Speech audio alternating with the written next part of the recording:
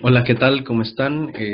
Espero que se encuentren todos y cada uno de ustedes muy bien en este día y en este momento en el que estamos viendo este video. Seguimos, mi nombre es Juan Mesa y seguimos aquí con esta clase de los profetas menores. Un placer para mí una vez más estar aquí entre ustedes, siendo el guía, llevando a cabo esta clase. Eh, ya saben que esta es la lección número 5, lección número 5 de los profetas menores. Una vez más, sean todos y cada uno de ustedes bienvenidos a esta clase de los profetas menores, lección número 5. Hemos visto 4 lecciones, vamos a recapitular rápidamente lo que hemos estado viendo. Hemos visto 4 lecciones. En la lección número 1 estuvimos viendo una introducción que es un poco más práctica. Tratamos de entender el propósito de los profetas menores y tratamos de ver cuál era su propósito, ¿verdad? Cuál era su propósito, cuál era el contexto en el que vivían, el mensaje el mensaje que nos íbamos a encontrar, con el cual nos íbamos a encontrar. También vimos un poco del Antiguo Testamento en general, las ideas que hay en la iglesia, por qué mucha gente lo evita, o mucha gente se enfoca más en el Nuevo Testamento, y dijimos que, bueno, básicamente es porque la gente ignora el tesoro que hay en los profetas menores. Sí, entonces, por eso es tan importante el estudio, tanto para nuestra formación teológica como para nuestra formación ministerial, el considerar el mensaje de los profetas menores, ¿sí? Entonces, una vez más, quiero dar la bienvenida a todos a esta lección número 5, donde vamos a estar estudiando el mensaje del libro de Joel. En la lección 1 mencionábamos este enfoque más práctico. En la lección número 2 vimos un poco más de teología, consideramos el mensaje de los 12, la perspectiva rabínica en cuanto a los profetas menores. También estuvimos estudiando un poco sobre el género literario, en verdad, retos, desafíos que tenemos al interpretar los profetas menores, y vimos estas cosas, que tomando en cuenta estas cosas íbamos a poder entender mejor el mensaje de los profetas menores. En la lección número 3 vimos la primera parte, los 3 primeros capítulos de Oseas, que es un poco más histórico, y del capítulo 4 en adelante, la segunda parte, o sea, la lección número 4, estuvimos viendo los oráculos que Dios tiene para el pueblo, ¿verdad? Y cómo Dios utilizó este mensaje de Oseas casándose, o esta situación práctica de Oseas casándose con Gomer, la ramera, para de ahí sacar una enseñanza espiritual para el pueblo. Es básicamente como una parábola viviente, ¿no? Una parábola práctica, o en vivo, algo que estaba sucediendo, ¿verdad? Y que de ahí Dios iba a sacar una enseñanza espiritual, ¿sí? Básicamente, hermanos, fíjese cómo en los profetas nos vamos a ir encontrando mensajes muy valiosos y muy interesantes, pero básicamente, fíjese cómo en Oseas el tema es el amor que Dios tiene por su pueblo, ¿verdad? Este es el gran tema que podemos ver aquí en los profetas menores, el amor que Dios tiene para con su pueblo, ¿verdad? Entonces, tenemos que tomar en cuenta este tema, el amor que Dios tiene para con su pueblo, ¿sí? Y también vemos cómo Dios se enojaba del ritualismo, cómo Dios estaba molesto, cómo a Dios le ofendió estas situaciones, ¿verdad? Del pueblo de Dios, el ritualismo, la idolatría, la injusticia social, ¿sí? Tenemos que tener en mente, y cada clase lo vamos a estar recordando, tenemos que tener en mente que casi la mayoría, cuando no sea así lo vamos a indicar, pero en la mayoría de los casos de los profetas, de su mensaje, el profeta, Dios a través de su profeta va a hablarles en 3 puntos al pueblo, ¿verdad? Número 1, la acusación por el pecado que están cometiendo. Número 2, les va a señalar les va a señalar el juicio que viene por ellos. Y número 3, la restauración. Entonces, la acusación de su pecado, el juicio y la restauración. Casi siempre, en todos los mensajes, existe este parámetro, este formato de 3 puntos, ¿verdad? Dios le dice al pueblo, tú cometiste idolatría. Un ejemplo, tú cometiste idolatría. Número 2, ya que cometiste idolatría, viene el juicio hacia ti, ¿verdad? Y si no te arrepientes, viene un juicio y un castigo para ti. Número 3, hay una restauración disponible para ti si te arrepientes. Entonces, básicamente, esto es digamos, los 3 puntos, ¿verdad? De casi cada mensaje. ¿Sí? Ahorita estamos en el preexilio, en el mensaje preexílico, ¿verdad? Estamos en el mensaje preexílico, es decir, antes del exilio a Babilonia del pueblo del sur, ¿verdad? Entonces, el mensaje del preexilio, vimos el mensaje de Oseas, ahora estamos viendo el mensaje de Joel, y luego viene el mensaje de Amós, ¿verdad? Y estos, después de Amós, tenemos una pequeña, digamos, pausa en la historia porque viene Abdías y Jonás, quienes no hablan al pueblo de Dios, sino Abdías habla a Edom, Jonás le habla a Nínive, o sea, a Siria, pero después viene Miqueas. Y como van pasando los profetas y va pasando el tiempo, lo que le está diciendo los profetas al pueblo es, se acerca el juicio, y el juicio es el exilio, ¿verdad? El juicio que ellos experimentan es el juicio. Ahora, Dios siempre les dijo, arrepiéntanse para que esto no les pase. Pero vamos a ir viendo cómo la maldad iba aumentando y cómo viene el exilio. Y después vemos los últimos 3 profetas después del exilio. Viene Ageo, viene Nahum, viene Ageo, viene Zacarías y viene Malaquías, los 3 últimos después del exilio, los 3 últimos profetas menores que vienen después del exilio. Entonces, lo que viene pasando es que el mensaje va aumentando poco a poco mientras el tiempo va pasando. Es decir, le dicen a la gente, al pueblo, arrepiéntense porque viene el juicio hacia ti. Arrepiéntanse, ¿verdad? Y se va acercando el tiempo del exilio y se va acercando, y mientras se va acercando se va haciendo el mensaje más urgente. Arrepiéntanse que se acerque el tiempo. Y el último que tiene el mensaje más urgente, lo vamos a ver, es Sofonías. Viene Habacuc y después viene Sofonías, y Sofonías le dice, mire, el ejército está aquí a la vuelta de la esquina, arrepiéntase, ¿verdad? Arrepiéntase por favor porque no queremos que experimenten el juicio. Pero este día, el día de hoy, vamos a estudiar Joel. En esta ocasión vamos a estudiar el libro de Joel, el segundo de los profetas menores, la lección número 5 que vamos a estar nosotros considerando, ¿verdad? Considerando el libro de Joel. Dice aquí Joel capítulo 1, vamos a abrir ahí en Joel capítulo 1, versículo 1, como siempre. Empezamos en el capítulo 1 y versículo 1. Dice, el Señor le dio el siguiente mensaje a Joel, hijo de Petuel. Y inmediatamente en el versículo 2 dice, oigan esto, líderes del pueblo, escuchen todos los habitantes de la tierra en toda su historia. ¿Había sucedido antes algo semejante? Cuéntenselo a sus hijos en los años venideros. Entonces, algunos datos rápidos sobre Joel. Primero, vemos que Joel, este personaje, no es mencionado en el Antiguo Testamento, en ninguna otra parte de la Biblia, de hecho. Hay otros personajes como Amós, otros personajes como Jonás, como Isaías, ¿sí? Como Miqueas, que son mencionados en otras partes del Antiguo Testamento, ¿verdad? Podemos corroborar su mensaje y sobre todo su ministerio, porque son mencionados en otras partes de la Biblia, del Antiguo Testamento específicamente. Joel no aparece en ninguna otra parte, ¿verdad? Hasta el versículo 1 de Joel, capítulo 1, versículo 1, donde dice, Jehová, el Señor le dio este mensaje a Joel, hijo de Petuel. Tampoco, como es el caso en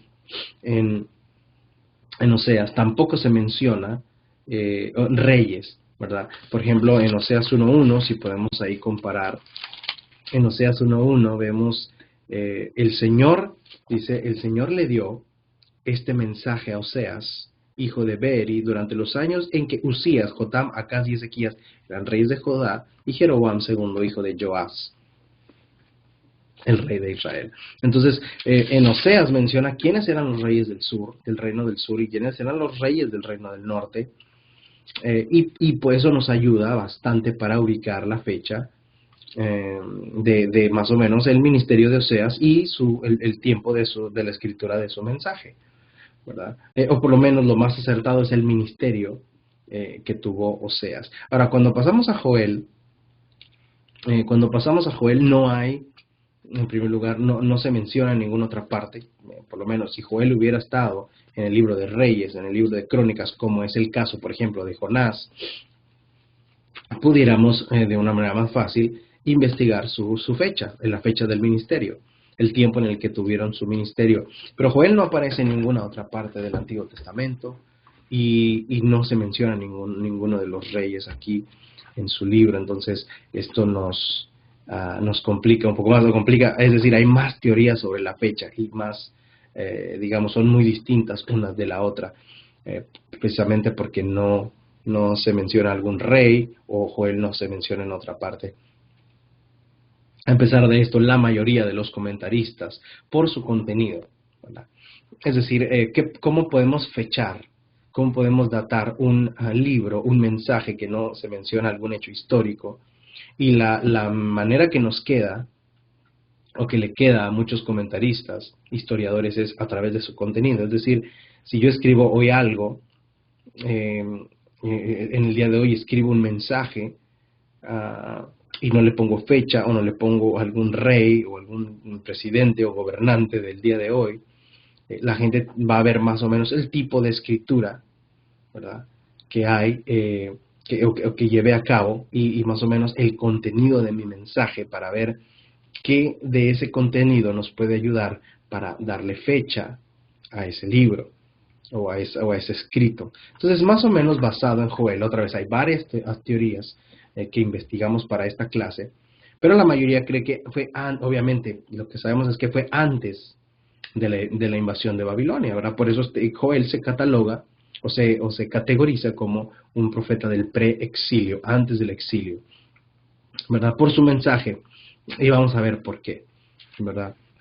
Por ejemplo, si Joel mencionara, no tuviera fecha, pero si dijera, bueno, el templo está en ruinas, pues sabríamos que no lo podemos fechar antes del siglo séptimo, antes de Cristo. Tendría que ser después, ¿verdad? Porque está mencionando algo, algún indicio de que el templo está destruido. Ahora, en el libro de Joel encontramos frases como, si no te arrepientes, va a venir un ejército por ti, te va a destruir. Quiere decir que no había sido destruida Jerusalén, por lo tanto, sabemos que la fecha fue del pre-exilio, ¿verdad?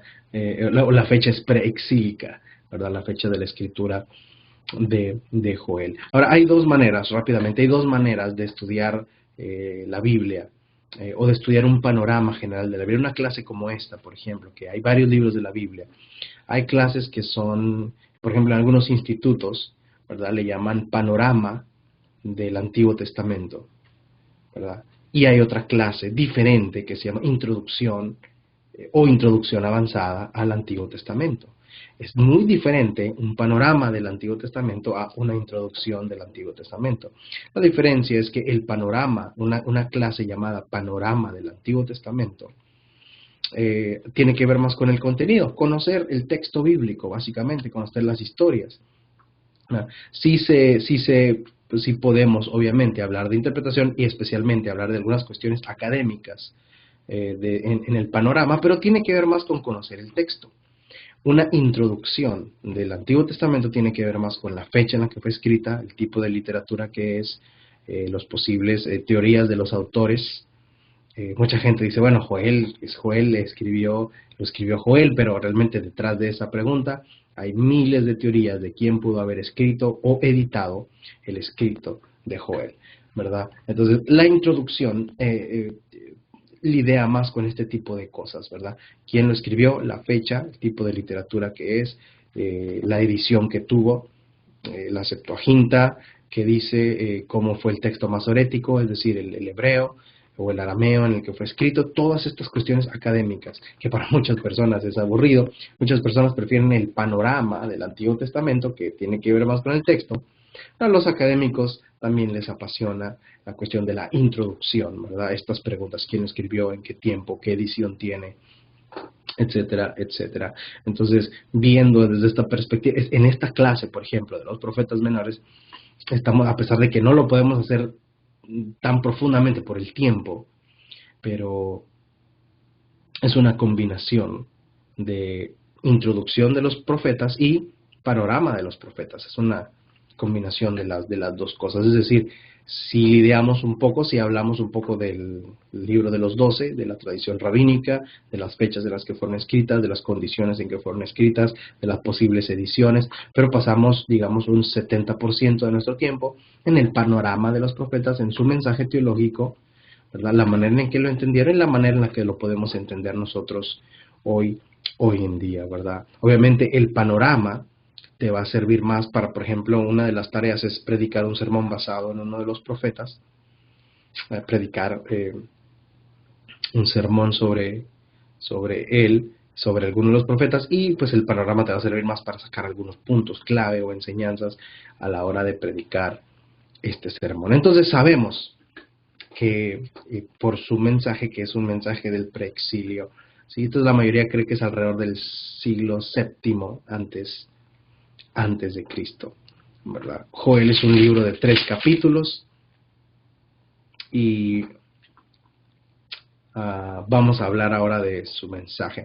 Gran parte, si nosotros no tenemos ahorita tiempo para hacer eso, pero si pudiéramos nosotros comparar el mensaje de Deuteronomio 28 con Joel y lo pusiéramos así uno a uno, nos daríamos cuenta que hay un gran parecido en Deuteronomio 28. Si tú quieres hacerlo más tarde, puedes hacerlo Deuteronomio 38, perdón, Deuteronomio 28, especialmente los versículos 38 y 42. Compara esos dos versículos con el mensaje de Joel. O sea, lee los 3 capítulos de Joel, ¿verdad? Incluso, por ejemplo, una de las tareas es que para hoy tú debiste haber leído ya Joel. Y si lees estos 2 versículos, Deuteronomio 28, 38 y 42, te vas a dar cuenta que hay una gran similitud en el mensaje teológico de estas dos partes, ¿verdad? Lo más probable es que, obviamente, Deuteronomio es muy improbable que Deuteronomio haya pedido prestado vocabulario y lenguaje de Joel. Más bien, lo más probable es que Joel tomó parte del Torah y de ahí elaboró su mensaje, que era importante y significativo para su tiempo. Mencionábamos al principio que la mayoría de los profetas tienen 3 puntos: la acusación del pecado, el juicio que va a venir sobre ellos y la restauración disponible también para ellos. Ante los ojos de muchos y la perspectiva de muchos historiadores, teólogos que son eruditos del Antiguo Testamento, cuando estudian Joel, ellos piensan que Joel se brinca el primer punto. Por ejemplo, vimos nosotros en Oseas cómo Dios les dice: ustedes pecaron, por lo tanto viene un castigo. Pero también hay una restauración, hay una oportunidad para que se arrepientan, ¿sí? Muchas personas piensan, otra vez, eruditos, estudiosos, comentaristas, historiadores, que Joel va directo al segundo punto y les dice: esto les va a pasar a ustedes, ¿verdad? Tal parece, otra vez, que va directo al segundo punto y les dice Joel al pueblo: arrepiéntete o viene un juicio para ti. En este caso, la plaga de langostas es de la que vamos a hablar en este momento. ¿Por qué? ¿Por qué Joel va tan directo al grano y les dice arrepiéntete? ¿Sí? ¿Por qué va tan directo al grano y les dice: si no te arrepientes, viene un juicio para ti? Entonces, lo que podemos pensar, lo que podemos inferir o intuir al ver el mensaje de Joel es que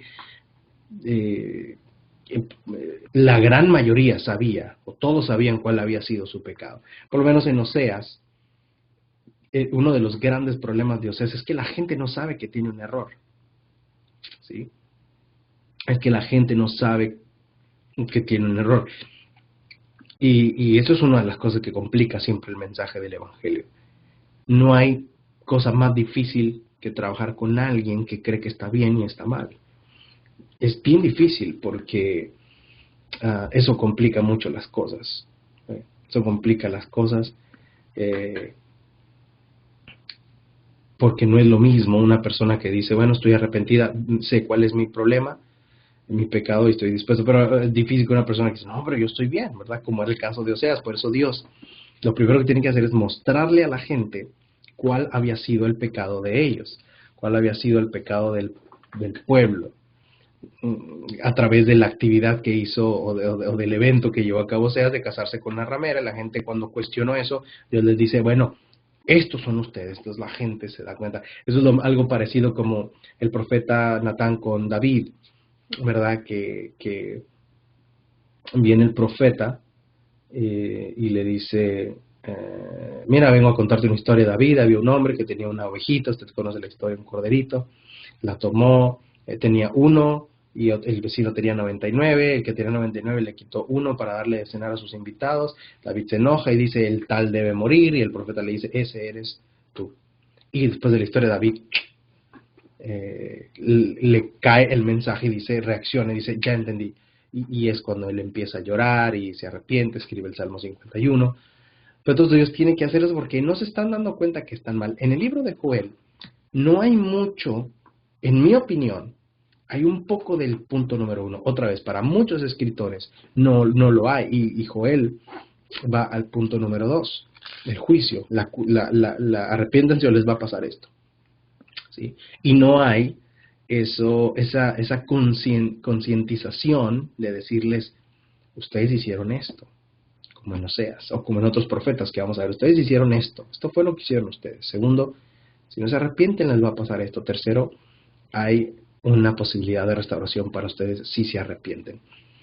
Pero, otra vez, en mi opinión, sí hay el punto número 1 de manera muy breve, y a lo mejor medio implícita, medio entre líneas y escondida, pero sí la hay. ¿Sí? Entonces, ¿por qué? Ya sea que no haya, o que sea muy pequeña, o muy breve, muy escondida, ¿por qué fue escrita así? ¿Verdad? Y otra vez, lo que podemos pensar es que la mayoría de las personas, los receptores de Joel, el mensaje de Joel, ya sabían cuál era el problema. Ellos sabían cuál pecado habían cometido. Esto quiere decir que esto también es grave, porque esto quiere decir que el pecado de ellos es deliberado, ¿verdad? Es un pecado deliberado. Y entonces ellos saben cuál es su pecado. Y a pesar de eso, ellos siguen haciendo. Ahorita vamos a ver cuáles son estos problemas.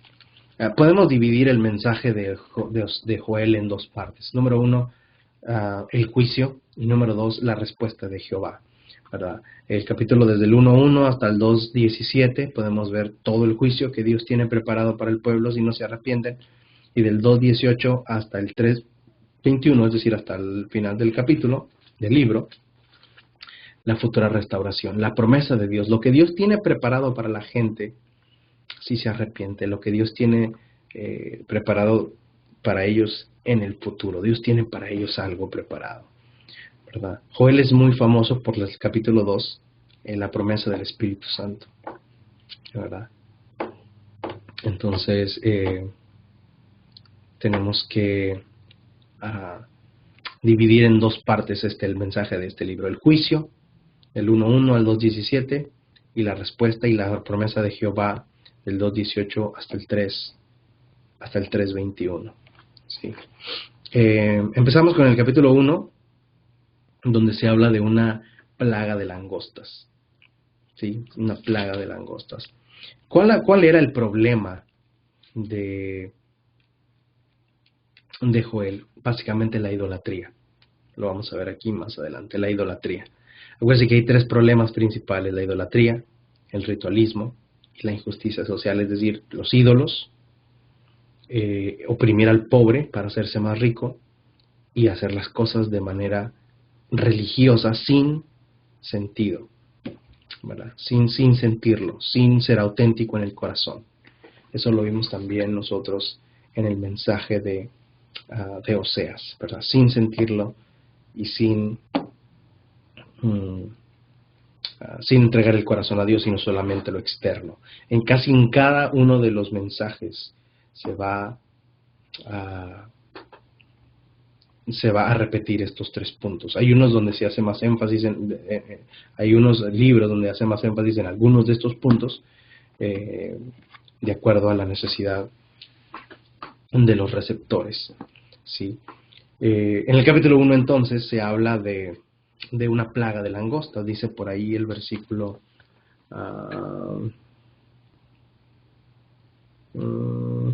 4. Después de que la oruga devoró las cosechas, el pulgón acabó con lo que quedaba, luego vino el saltamontes y llegó también la langosta, ¿verdad? Vino la langosta y atacó el pueblo. Hay una distinción, porque se habla de una plaga de langostas en el capítulo 1 y se habla de otra plaga de langostas en el capítulo 2, y vamos a distinguir estos dos simbolismos, ¿verdad? Muchos se preguntan si esta plaga es literal o simbólica, ¿verdad? O si la plaga del capítulo 1 de Joel es la misma plaga del capítulo 2, ¿verdad? Y la mayoría piensa que en el capítulo 1, vemos nosotros que en el capítulo 1 Joel les está recordando de una desgracia que ellos vivieron por la plaga de langosta. Entonces en el capítulo 1, Joel les está preguntando ¿cuándo? Fíjese el versículo 1. En toda su historia, ¿había sucedido antes algo semejante? Cuéntenselo a sus hijos en los años venideros y que sus hijos lo relaten a sus hijos. Transmitan esta historia de generación en generación. Después de que la oruga devoró las cosechas, el pulgón acabó con lo que quedaba. Viene esta plaga de langostas. Y devoró todo lo que había. Hermanos, nosotros hemos escuchado esto, plaga. De hecho, plaga de langostas lo vimos también en Éxodo. En una de las 10 plagas, una plaga de langostas. Pero quizá no podemos entender, hermanos, lo que implica una plaga. Una plaga es algo bastante duro. Imagínense, infestado de langostas, y se comieron la cosecha, se comieron la comida, mataron animales, terminaron con propiedades, con casas, enfermó la gente. Terrible, hermanos, la plaga de langostas. Entonces Joel les está recordando, Joel les quiere traer a la mente esta imagen. ¿Se acuerdan cuando vino la plaga de langostas no hace mucho? Por su desobediencia. Y el pueblo lo recordaba. Dice Joel, no se les olvide lo que nos pasó. Que no se les olvide lo que nos pasó. Luego viene el capítulo 2 y les dice, viene la plaga de langostas y no se arrepienten. Y mire, la mayoría piensa, hermanos, de los comentaristas, que Joel capítulo 1 habla y recuerda la plaga de langostas, literal, la plaga que vino a devorar la cosecha, y se utiliza esa imagen en el capítulo 2 para que Joel les diga, bueno, así como vino esa plaga, así viene el ejército como langosta, como una plaga de langostas. Y la mayoría piensa que se refiere al ejército babilónico. Así como ellos vinieron, las plagas de langostas vinieron y acabaron con todo, así va a venir el ejército. Capítulo 2. Por ustedes, si no se arrepienten. Si ustedes sufrieron en la plaga de langostas, cuando venga Babilonia, el ejército, el castigo y el sufrimiento va a ser inigualable. Más van a desear la plaga de langostas del capítulo 1, cuando venga el ejército babilonio, ¿verdad? Esta es más o menos la distinción para que entendamos un poco la diferencia entre la plaga de langostas del capítulo 1 y la del capítulo 2. En el capítulo 1, el versículo 4, se usan 4 términos diferentes para las langostas. Son la misma especie, porque hay esta distinción, ¿verdad? Hay algunos que piensan que son diferentes tipos de langostas, o una langosta en sus diferentes ciclos de evolución o de vida, ¿verdad? En el versículo 5, hermanos, yo quiero que noten este tono irónico de los borrachos. Despiértense, borrachos, y lloren. Giman, bebedores de vino. Todas las uvas están arruinadas y se acaba el vino dulce. ¿Sí? En el versículos 11 y 12 se enumeran 8 frutos que serán arrasados. Siempre la numerología judía especialmente es una gran lección, ¿verdad? Pero casi siempre podemos pensar en lo que el mensaje, en lo que Joel está tratando de decir, o cualquier escritor cuando da un número, ¿verdad? Como los 10 días de Apocalipsis, o los 10 días que estuvieron Daniel y sus 3 compañeros a prueba con estas dietas de legumbres y agua. Y aquí se menciona 8 frutos, ¿verdad? Sabemos que el 7 es lo completo. En este caso, el 8, hermanos, es más allá de la totalidad, es como la mayoría lo ha interpretado, ¿verdad? Si 7 es lo completo, el 8 es uno más que lo completo, es decir, más allá de lo completo, más allá de la totalidad. El ejército, la plaga vino y destruyó más de lo completo, más de la totalidad que tenían, es más, destruyó más de lo que tenían, hasta lo que no tenían. Eso es lo que más o menos el número 8 está simbolizando en este momento. Al entender este mensaje, después de recordarles esto, Joel les dice, ¿se acuerdan esa plaga tan horrible que vino y destruyó hasta lo que no tenemos? Y luego viene el versículo 13, seguimos en el capítulo 1 y 14, en donde Dios les dice a través del profeta, arrepiéntanse entonces, ¿verdad? Proclamen un tiempo de ayuno, versículo 14, convoquen al pueblo a una reunión solemne, reúnan a los líderes y a toda la gente del país en el templo del Señor su Dios, y ahí clamen a Él, ¿verdad?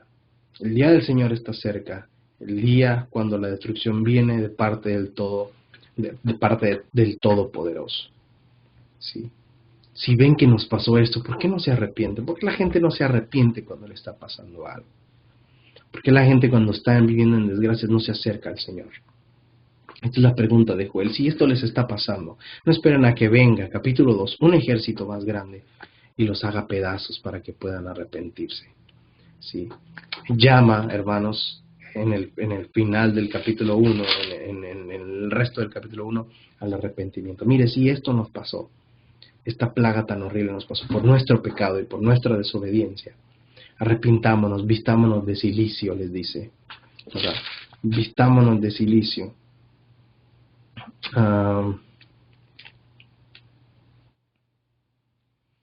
Reúnan a todos los líderes, dice aquí, clamen a Él. Y hermanos, vestirse de cilicio es estar de luto. Y uno se pone de luto cuando alguien se muere. Pero tenemos que acordarnos que la palabra muerte significa separación. El pueblo estaba separado de Dios. Por eso esto era una ocasión digna de luto y de llanto, porque Dios se separó de su pueblo.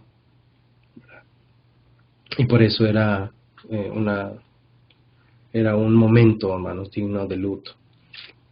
Sí, esto es el capítulo 1. Joel hace que la gente recuerde la plaga de langostas, porque va a usar esa figura para el capítulo 2, con el propósito espiritual. Y ya que la gente se acordó de esta cosa tan horrible que vivieron, él apela al arrepentimiento y les dice que no nos vuelva a pasar. ¿Sí? Aprendamos del sufrimiento que ya nos pasó. Esta sección, hermanos, en el capítulo 1, el capítulo 2, pasando al capítulo 2, es usada de una manera poética y simbólica para hablar de la invasión de Babilonia. La mayoría del género literario, ¿se acuerdan? En la lección 2 hablamos del género literario, género literario es poesía. Por eso hay detalles, ¿verdad?, del ejército de las langostas. Ahora, en el capítulo 2 y en el versículo 11, está esta figura, hermanos, está este versículo, fíjense, del 2:11. Dice, el Señor va a la cabeza de la columna, con un grito los guía, es su ejército poderoso, y ellos siguen sus órdenes. El día del Señor es algo imponente y pavoroso, ¿quién lo podrá sobrevivir? Yo creo que el pueblo, hermanos, se preguntaba, ¿Quién permitió esto, esta plaga? ¿Quién permitió que Babilonia viniera? Y la gente puede culpar a Satanás, al malo, pero fíjese el versículo, capítulo 2, verso 1, dice que el que llevó, el que iba en la cabeza y el que guió al ejército poderoso a invadir al pueblo de Dios, fue Dios mismo, ¿verdad? Dios mismo es el que trajo el juicio, ¿sí? En capítulo 2, versículo 12, por eso dice el Señor, vuelvan a mí. Este es el mensaje de todos los profetas, ¿verdad? Este es el mensaje de nuestra clase, hermanos. El 2:12, vuelvan a mí. Ahora, mientras haya tiempo, entréguenme su corazón. Acérquense con ayuno, llanto y luto. No se desgarren la ropa en su dolor, sino desgarren sus corazones. Capítulo 2, versículos 12 y 13. Tremendas palabras. Estas palabras, versículos 12 y 13, es el mensaje de todos los profetas. Es lo que Dios le quiere transmitir al pueblo a través de los profetas. Regresen a mí, entréguenme su corazón. ¿Sí? Esta palabra en hebreo, shuv, es una palabra que aparece una y otra vez en el mensaje.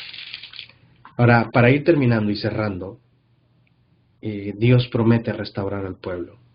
Y les dice, si ustedes se arrepienten, hay una restauración posible para cada uno de ustedes. ¿Sí? Hay una restauración posible para cada uno de ustedes. Y esta promesa es la promesa del Espíritu Santo, ¿verdad? Donde está el 2:28 al 32. Y podemos comparar este mensaje, capítulo 2 del 28 al 32, con Éxodo 10, del 21 al 29, donde vamos a encontrar sorprendentes similitudes en los mensajes también. ¿Sí? ¿Cuándo empezaron estas cosas, hermanos? Todo este mensaje del Espíritu Santo, del capítulo 2 del 28 al 32. Lucas 4:18, cuando Cristo da este sermón, hermanos, es cuando el 2:28 de Joel, hermano, cobra vida y se vuelve una realidad. Ahí habla de edades, los jóvenes harán esto, los ancianos, y es tan variada las edades en Joel, porque lo que quiere decir Joel es que cuando el Espíritu Santo venga, todos lo pueden tener, el Espíritu Santo. En el Antiguo Testamento eran selectos los que tenían el Espíritu Santo, ahora todos podrán tener el Espíritu Santo. Experimentarán a Dios de una nueva manera, a través de su Espíritu, cuando Cristo se vaya. El Espíritu Santo de Jehová representa en el Antiguo Testamento, casi siempre, hermanos, en el Antiguo Testamento, si usted se fija, no se habla mucho del Espíritu Santo en el Antiguo Testamento, pero cuando se habla, representa tres cosas el Espíritu Santo en el Antiguo Testamento, hermanos: presencia, poder y revelación. La presencia de Dios, el poder de Dios y la revelación de Dios. Dios promete esto de una manera más poderosa a su pueblo, ¿verdad? Y estas señales, hermanos, que también se volvieron una realidad en Hechos capítulo 2, fueron la gran prueba, hermanos, de que el Espíritu Santo vino a través de Jesucristo, cuando Jesucristo vino, y después a través de los apóstoles, y después a través del bautismo. En Hechos capítulo 2, digamos, fue el cumplimiento específico, ¿verdad? En su totalidad, de la promesa del Espíritu Santo en Joel capítulo 2, versículos 28 en adelante. El resto del capítulo 3, hermanos, es el juicio contra las naciones enemigas. Y cuando Dios habla de las naciones enemigas, hermanos, es no por odio a las naciones enemigas, sino por amor al pueblo de Dios, ¿verdad? Por amor al pueblo de Dios. Entonces, los muchos rabinos no enseñaban eso, ¿verdad? Muchos rabinos enseñaban que el juicio hacia las otras naciones era porque Dios los odiaba a los demás y solamente los amaba a ellos. Y no es así, ¿verdad? Es un juicio a las naciones para proteger a su pueblo, por amor a su pueblo, no por odio a los demás. Termina, hermano, fíjese cómo termina el libro de Joel, capítulo 3, verso 17. Entonces ustedes sabrán que yo, el Señor, su Dios, habito en Sión, mi monte santo. Dios vuelve a su casa, hermanos. Dios vuelve a su casa, al monte Sión, el monte santo, ¿verdad? Dios vuelve ahí a su casa, Y Dios les dice, así como yo volví, quiero que ustedes vuelvan también a su casa, o sea, la presencia de Dios. Termina el capítulo 3 diciéndoles, hay una oportunidad de restauración y hay promesas, ¿verdad?, para salvación para ustedes, pero si se arrepienten, ¿verdad? Entonces el mensaje de Joel, estos 3 capítulos, aunque son cortos, es un mensaje poderoso, hermanos, en donde Dios le dice al pueblo a través del profeta, arrepiéntanse, porque no queremos que nos pase lo mismo que nos pasó en el capítulo 1 con las langostas, pero ahora con un ejército. Y hay una restauración preparada para ustedes, que es el Espíritu Santo. Si ustedes lo aceptan y me aceptan a mí y vuelven a casa, dice Dios, yo ya estoy en mi casa, estoy en mi santo monte y ahora ustedes tienen que volver a mí, ¿verdad? Este, hermanos, es básicamente el mensaje de Joel. En la próxima clase vamos a estar considerando el mensaje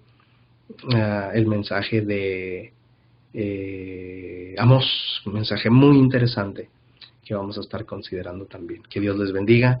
Nos vemos en la próxima clase. Bendiciones.